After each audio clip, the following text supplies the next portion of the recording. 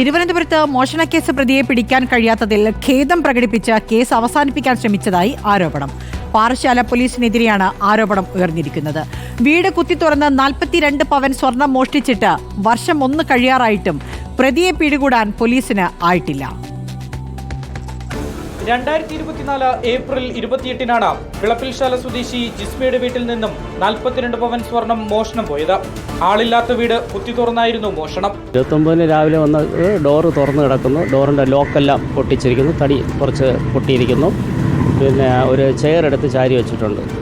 ഉടനെ കണ്ടപ്പോൾ തന്നെ ഞാനകത്ത് എനിക്ക് മനസ്സിലായി.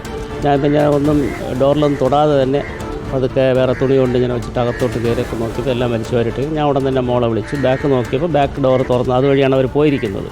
അത് മനസ്സിലായി. ഉടൻ തന്നെ ഞാൻ പോലീസിൽ കംപ്ലയിൻറ്റ് ചെയ്തായിരുന്നു. ഇവിടെ വിളപ്പിശാല സ്റ്റേഷനിൽ ഉടൻ തന്നെ അവിടെ നിന്ന് പോലീസെല്ലാം വരികയൊക്കെ ചെയ്തു.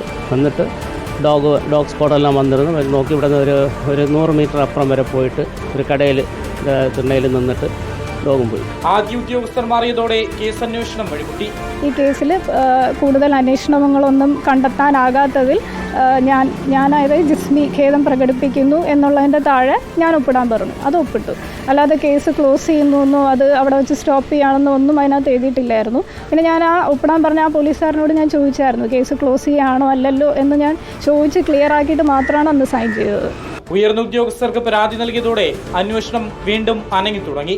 പക്ഷേ വൈകാതെ അതും നിലച്ചു. ഒക്ടോബർ 5-ാം തീയതിയാണ് ഞങ്ങൾ കൊടുത്തിട്ടുണ്ടായിരുന്നത്. അപ്പം അതിൻ്റെ റിപ്ലൈ ആയിട്ടാണ് നമുക്ക് ഈ ഒരു ലെറ്റർ പോസ്റ്റ് വഴി വന്നത്. അത് പരിശോധനയിലാണ് എന്നുള്ളത്.